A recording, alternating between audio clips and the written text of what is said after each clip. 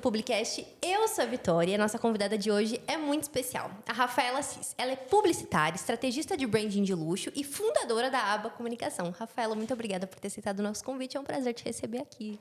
Obrigada, Vitória. É uma honra estar aqui. Já estive como também estudante de PP e sei o quanto que esses projetos o quanto que esses projetos que pertencem à universidade é importante e impacta também na nossa formação enquanto profissionais. Então, é um prazer estar aqui. Com certeza, é um prazer te receber. Vamos bater um papo aí, vamos falar sobre marketing de luxo. E uma novidade aqui no Publicast, você é a primeira pessoa aí a participar com essa novidade com a gente, é que agora nós somos parceiros da Red Bull. Então, a Red Bull faz parte aqui dos nossos episódios, das nossas redes sociais e para a gente presentear ainda mais os nossos convidados. Olha que legal, muito bom. A Red Bull é uma marca muito interessante. Eles são muito admiráveis e queridos pela grande massa do público, né? Porque não tem quem não goste de Red Bull. Pelo menos da marca Red Bull, todo mundo é muito fã e admirador da marca. Com certeza, ainda mais o nosso público aqui, que são mais jovens, universitários. E a Red Bull está muito presente aí no nosso dia a dia. Bom, vamos falar do nosso tema, vamos falar de marketing de luxo. Para a gente começar, né? O mercado de luxo, ele realmente está se tornando inclusivo ou ele só aprendeu a ser inclusivo? Aparecer inclusivo, né? Certo. Essa pergunta, ela tem bastante camadas de profundidade. Quando a gente fala sobre inclusão, ela precisa ser uma inclusão sustentável. Ela precisa permanecer e ter uma coerência em determinado tempo, né, ao longo do tempo. Então, quando ela é uma ação pontual, a gente não pode considerar como uma ação inclusiva. Ela é apenas uma ação pontual em que a marca está sinalizando sobre qual é o pensamento dela diante mundo, né, diante sociedade, qual é a leitura dela em relação a isso. Eu falo muito sobre o branding decolonial, que ele é um branding de luxo, que olha ancestralidade, ele olha ética, sustentabilidade. Fiz uma pesquisa recente com algumas pessoas negras que têm ganhos acima de R$25 mil individuais. E na minha pesquisa pessoal, eu consegui chegar num resultado de que 100% dessas pessoas negras que são consumidoras do mercado de luxo, ou pelo menos têm o poder aquisitivo para, né, que estão dentro da classe AB, eles não conseguem reconhecer uma ação profunda de marcas de luxo se relacionando com esse público, né, que eu denominei como elite negra brasileira. Sim. Então, o que a gente vê são ações pontuais. Eu acho que, se a gente olha 10 ou 20 anos atrás, houve um progresso, mas ainda o mercado precisa aprender muita coisa e precisa absorver e inserir um novo jeito de se vender produto, de se comunicar com o público em geral. Com certeza. E o que faz ser uma marca, né, de luxo ser desejada, mesmo quando o produto não é necessariamente o melhor? Porque, às vezes, podem ter outras marcas que, às vezes, podem oferecer produtos melhores, mas eles geram desejo por ser uma marca de luxo. Tá. Aí tem um ponto bem interessante, porque um dos pilares do mercado de luxo é a qualidade inquestionável. Então, se um produto ele tem a narrativa de um produto premium, de um produto posicionado com esse prestígio, sofisticação do luxo, mas ele não sustenta essa qualidade inquestionável, o mercado pode considerá-lo e pode colocar ele no lugar de premium, porque ele não contempla, ele não consegue atingir todos os pilares do luxo. Então, não existe produtos de luxo que não tenham uma qualidade inquestionável. Existe a narrativa de produtos, a gente tem muitas marcas premium, que são marcas boas, conhecidas por nós. No entanto, a qualidade do produto, se a gente olhar para a moda, não tem um acabamento, não tem exclusividade, ou não tem texturas, materiais de alta qualidade. Então, ela é uma marca premium, tá? Não é uma marca de luxo. Eu acho que a gente acaba confundindo bastante esses dois termos, né? E é muito comum porque eles são muito próximos mesmo. Porque se a narrativa é de um produto com sofisticação, com prestígio, exclusividade, sentimento de pertencimento, mas se falta algum desses pilares de luxo, ele não é produto de luxo. Com certeza. O que o luxo precisa ter, né? Para ele precisa ser inacessível para ele continuar sendo luxo, o que ele precisa ter? Ele precisa ser necessariamente inacessível? Ele não precisa ser inacessível, mas ele precisa ser exclusivo. E isso quer dizer que ele produz alguns produtos ou alguns eventos, vai criando comunidade dentro da própria comunidade da marca ali.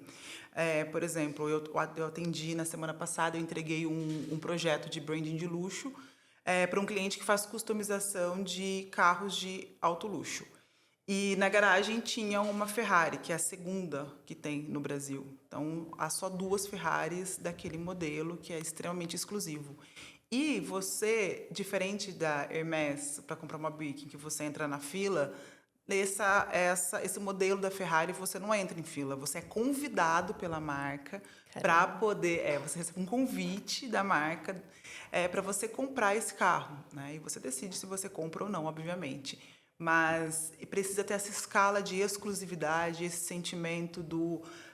Não é nem o inacessível, né? Mas esse sentimento mesmo de que eu não consigo chegar na loja mesmo com dinheiro e conseguir comprar todos os produtos. Eu preciso realmente me relacionar com a marca, ter uma relação com ela, entender o código, os signos, para eu conseguir consumir e ir escalando dentro disso. Eu acho que talvez entraria a palavra não inacessível, mas um pouco mais de exclusividade em Sim, alguns pontos, né? sim, é isso mesmo. E como que as marcas, né, de luxo hoje enxergam a elite negra brasileira? Bom, como eu citei no início, é muito difícil a gente encontrar uma marca que consegue que a elite negra brasileira tenha essa sensação de que está sendo contemplada, que a marca está fazendo esforços coerente com narrativas, com signos e com códigos para a elite negra brasileira. Existem algumas marcas brasileiras mesmo que elas trazem uma ancestralidade. Eu sempre tenho isso muito certo, que a caixinha do savoir-faire a gente substitui por ancestralidade, que são esses fazeres de bordado, pintura, manejo com diamantes. Isso o Brasil já tinha há muito tempo, né? Sim. Então, quando a gente olha para tudo isso, para esses saberes ancestrais que a gente carrega, essa história cultural de técnicas de manejo, isso é a nossa grande riqueza, a nossa grande cultura, que a gente pode colocar como um DNA de marca muito antes de a gente colocar o savoir-faire que vem desse olhar eurocêntrico. Então, quando a gente coloca dentro desses moldes, a gente consegue entender algumas marcas que fazem isso, como Patibô, Missy, Catarina Mina. Tem algumas marcas brasileiras de luxo que conseguem incluir esse sentimento de originalidade, esses códigos e resgatar essa ancestralidade com maestria. Com certeza. E existe uma diferença, né, pensando em tudo isso que você falou, entre uma representatividade real e uma diversidade performática nas campanhas?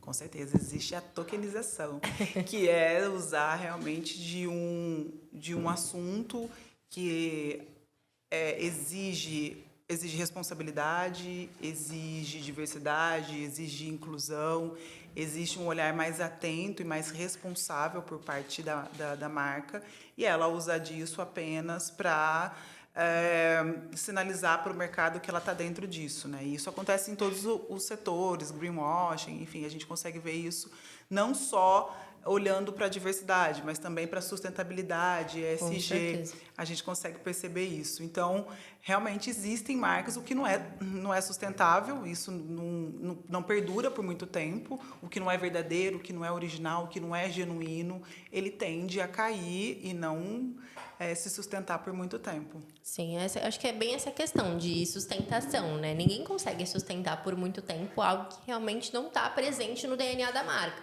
Então, o fator de estar dentro do DNA, essa questão que você falou, da originalidade e tal, faz toda a diferença para uma marca, de fato, estar alinhada com isso. Que ela pode escolher, de fato, não estar alinhada com isso, mas... Enfim, né? Acho que vem muito disso de estar presente no DNA mesmo. Ninguém consegue sustentar por muito tempo algo assim, né? Não, com certeza. Precisa ser verdadeiro, genuíno.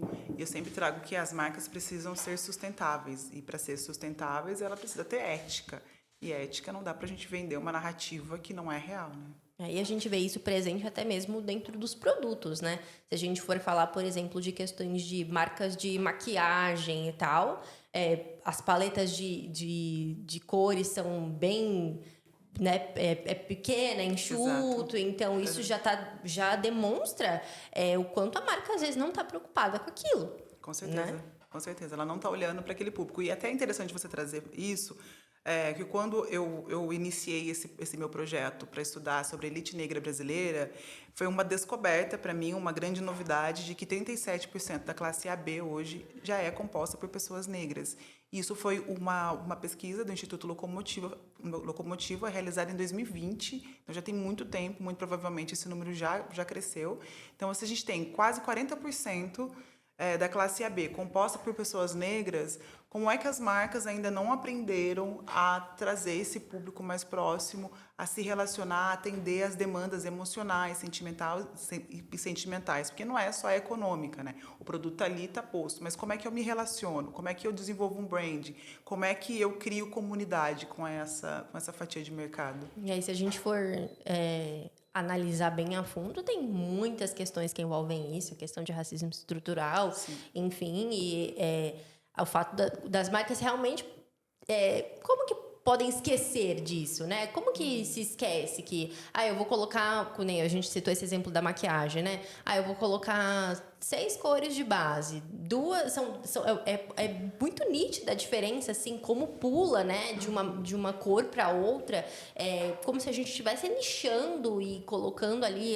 tem que ser essa cor e pronto. E, enfim, acho que isso é muito... desenvolve muitas camadas, né? Sem dúvidas. Isso é uma falta de gestão de marca, uma falta de inteligência de mercado. Deixar de contemplar uma fatia tão expressiva de mercado é uma falta de inteligência. Com certeza. E você acredita que as redes sociais, elas mudaram a maneira como as pessoas consomem o status, o luxo e tal? Sem dúvidas. Inclusive, tem um movimento contrário agora, né? Que é as pessoas se desconectarem, as pessoas não terem redes sociais. Eu ouvi já algumas histórias, inclusive, de pessoas que estão voltando a ter celular analógico, não tem mais celular digital. Caramba. Para não ter redes sociais. E aí tem um time que cuida das redes, que está ali alimentando, que está falando com o público e etc. Porque esse excesso de informação também chegou um momento que saturou. Forbes fez uma matéria também recentemente falando sobre esse lugar do descanso. Então, está muito em alta hotéis que propõem esse ritual do sono, porque não é mais dormir, agora é um ritual do sono, que você chega, você tem desde o chá, massagem, som, enfim, as paredes são isoladas, são acústico, é tudo fechado, para você não ter interferência externa. Sim. Então, a gente está buscando fazer o reverso, né? Que a gente veio dessa aceleração e muita informação, muita coisa acontecendo. A humanidade está buscando mesmo essa válvula de escape e de se colocar e consumir o que é o desacelerar, né? O descansar, o desver, né? Seria aquele Sim. desver que a gente sempre falou. Mas é isso, assim. Então, né, o mercado está movimentando e está mudando, sim, em relação a isso. E se a gente fosse, talvez eu possa estar errada nessa minha suposição, mas se a gente fosse por um outro lado, por exemplo, dessa questão que a gente falou, da exclusividade e tal, talvez o público em que aquelas marcas precisem se conectar, talvez não seja se conectando da melhor maneira nas redes sociais. Né? Não sei, como eu falei, posso estar errada, mas eu acredito que essa questão de se conectar com essa classe, a marca se conectar, não necessariamente está muito presente nas redes sociais. Acho que isso a gente deixa para outras marcas, né? De outros nichos. É um conjunto de ações, né? A rede social ela é expressiva, ela tem a sua participação nessa construção de imagem, na construção de comunidade.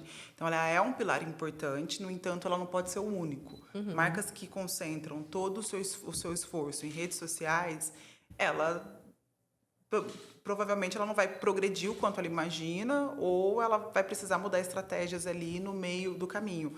Mas as marcas de luxo, elas precisam também estar ali. Inclusive, Chanel começou a postar conteúdo no TikTok, conteúdo mesmo real, assim, feito dentro da linguagem dessa rede social. É novo isso, está começando agora esse movimento. Mas as marcas estão entendendo também que elas precisam estar em outros lugares, até para criar esse sentimento de comunidade, né? Então, eles mostram conteúdos diferentes do que eles mostram no Instagram, por exemplo. Até porque me passa um pouco da ideia, se a gente for por esse lado da exclusividade, me passa um pouco da ideia de que se for no Instagram é meio, né, para todo mundo ver e tal, é algo muito, né, exposto. Eu acho que as pessoas que consomem, elas querem um pouco mais de, né, uma reserva ali um pouco maior, é algo um pouco mais reservado, um pouco mais exclusivo mesmo, né? Acho que essa é a palavra. Não, com certeza. E isso faz muito sentido quando a gente pensa em eventos também que acontecem. Como, por exemplo, conheço grandes consumidores de marcas do grupo LVMH. São grandes heavy user da marca. No entanto, essas pessoas elas não são convidadas, por exemplo, para estar em desfiles exclusivos da marca em determinado país. E eles fazem isso, né? Eles levam os principais clientes deles, aqueles que eles entendem como potenciais clientes da marca, acompanhados sempre com alguma pessoa da marca, para ter também um olhar mais técnico sobre peças e etc. E conduzir também toda aquela experiência. Então, existe toda uma atmosfera, né? Então, não são casos isolados. Existe toda uma atmosfera para poder causar essa sensação de pertencimento com a marca, de comunidade, de empatia com a marca também. Mas a rede social ela é um ponto importante para trazer essa sustentabilidade de marca. Qual que você acha que é o maior erro das marcas, né? Que tentam parecer premium, tentam parecer sofisticadas, mas, né, deve ter algum maior erro ali, não é possível. Não, são muitos, na verdade. Eu acho que quando teve um boom, agora reduziu um pouco, mas em 2022, 2023 teve muito isso, né? Como aumentar o seu ticket, como fazer o seu cliente perceber mais, que você vende mais, e muitas consultorias caras, né, com muito dinheiro ali investido, para que a pessoa aprendesse como cobrar mais caro do cliente dela, principalmente para prestadores de serviço, né? Houve muito esse boom.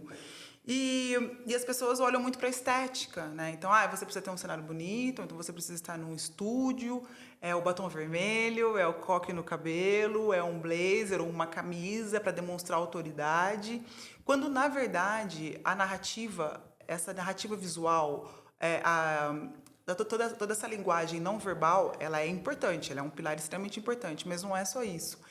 Como a gente falou também, ela precisa ter qualidade na entrega. Então, a experiência do seu cliente, quando ele manda uma mensagem, não pode ter uma mensagem que é uma mensagem genérica, tem que ter um atendimento mais humanizado, mais personalizado. Quando você vai tratar de assuntos por e-mail com o seu cliente, o e-mail ele precisa ter mais, ele para ser formal, ter uma assinatura, ter um arroba que seja mesmo de um domínio da sua empresa, né, e não de um domínio público.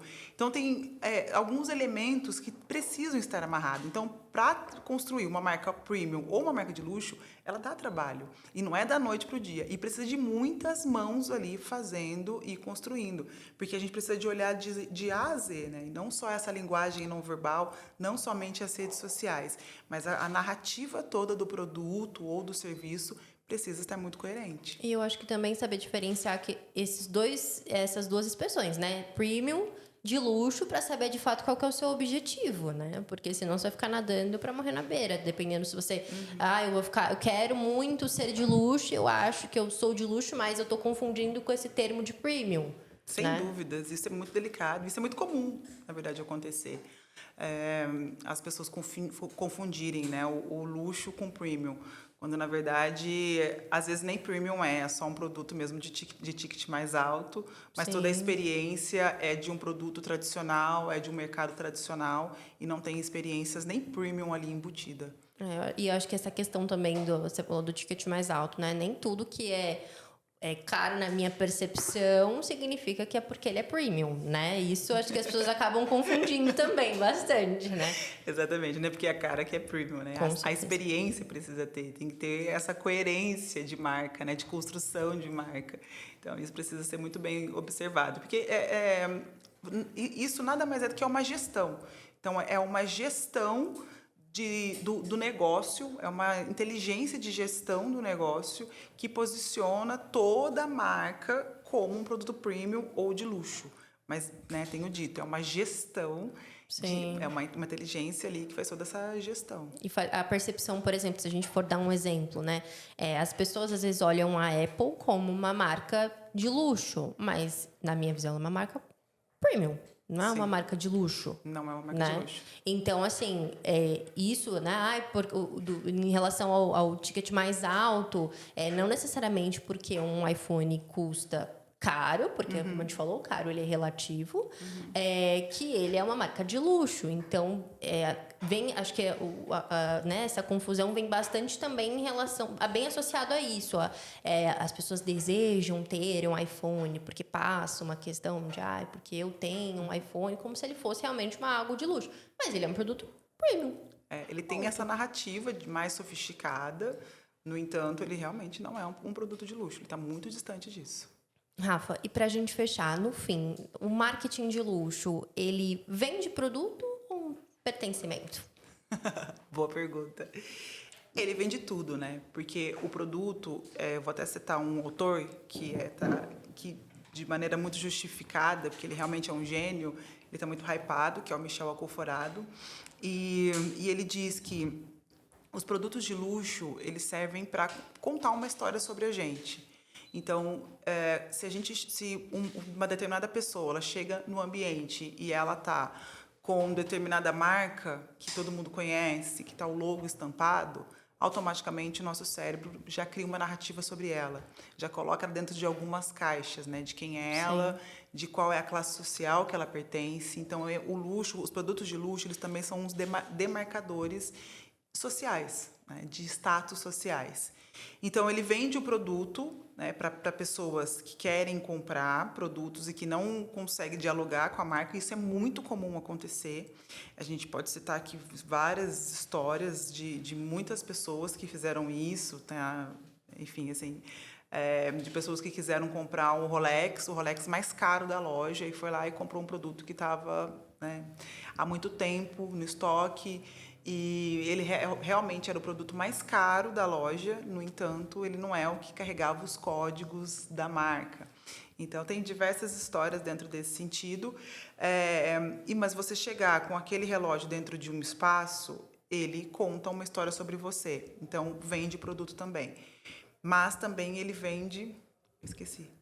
O que é? Comunidade ou pertencimento? Pertencimento, desculpa.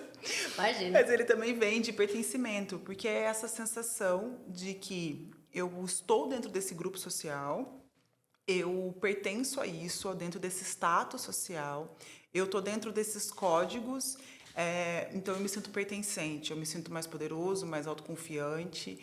Eu tenho histórias também de clientes minhas que chegam até mim e falam: Rafa, quando eu vou para reuniões muito importantes, a depender de quem eu coloco determinada bolsa, ela precisa chegar primeiro, o logo precisa chegar primeiro. Então, as pessoas também começam a usar isso como estratégia, né, para alavancar uma percepção sobre determinado assunto que ela quer ali com aquela pessoa. Às vezes vai fechar negócio com alguma pessoa que dá muita importância a isso, então usa isso como estratégia. Então, esse sentimento de pertencimento, ele é o sentimento de pertencimento de uma comunidade social, de um status social. Isso, eu acho que se a gente entrar também nessa questão o exemplo que você citou, por exemplo, da Ferrari. Lógico que a gente está indo para um exemplo bem, né, extremo de luxo ali, de exclusividade.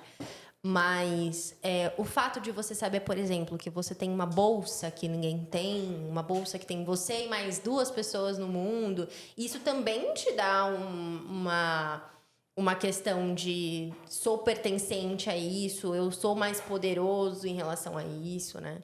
Sem dúvidas, isso é sentimentos humanos, né? Então, não existe o certo e o errado, né? Com certeza, por exemplo, Victoria Beckham, que é uma pessoa que tem muito relacionamento com a Hermès, ela tem bolsas exclusivas, né? Bolsa para ela, bolsa que só ela tem dentro do guarda-roupa dela, que foi feito para determinado momento que ela foi viver, que ela foi passar, não me lembro ao certo se foi Oscar, Met Gala, enfim, eu não lembro, mas a Hermès desenvolveu uma bolsa exclusiva para ela, então só ela tem essa bolsa. Daquele modelo, daquela cor, com aquela fechadura, com aquele brilho, só ela tem. E isso é esse sentimento de... É um olhar da marca no que eu vejo você, eu considero você, então para você eu vou trazer essa exclusividade, vou fazer alguma coisa que só você tem. Então isso é bacana, né? A marca conseguir gerar esse sentimento, essa atenção, esse... não vou dizer carinho, porque também tá indo muito longe, né? Mas a atenção, sabe? Gerar essa dedicação. Dedicação é a palavra correta. De ter com um cliente específico.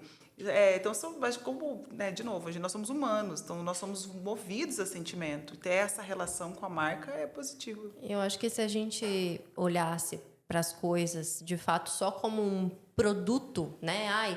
Aquela bolsa é só um produto, não teriam tantas tentativas de réplicas, enfim, porque isso traz um tipo assim, eu tô tentando pertencer a algo que muitas vezes eu não posso ou não consigo adquirir, né? Mas me dá uma sensação um pouco maior de pertencimento em relação àquilo, porque se eu enxergar só como um produto, uma bolsa é uma bolsa e pronto. Qualquer bolsa é qualquer bolsa, né? Não, sem dúvidas. Exatamente. O que esse produto... Qual a história que esse produto conta sobre você? Qual é a caixinha na mente daquela pessoa que você criou essa estratégia para você ou furar bolha ou negociar com ela? Quais são os sentimentos que ela vai ter quando ela olhar para você e ver você chegando com aquele determinado carro ou chegando com aquela determinada marca, né? Seja bolsa, enfim, o que for. Então, é isso, assim. Então, o produto, ele também tem esse sentimento de pertencimento, né? De te colocar em algum lugar. Com certeza. Rafa, muito obrigada por ter aceitado o nosso convite. Foi um prazer te receber aqui no Publicast. A nossa bancada está sempre aberta para você. Muito obrigada. Foi muito rápido. Estava tão gostoso, né? Todo o nosso mundo papo. fala que passa rápido. Estava muito gostoso a nossa conversa. Foi muito bom estar aqui com vocês hoje, conhecer esse espaço, esse projeto. Então, agradeço mais uma vez por estar aqui. Muito obrigada. Sigam a Rafa no LinkedIn para acompanhar nas redes sociais dela e também sigam o Publicast nas redes sociais. Obrigada. E esse foi mais um Publicast.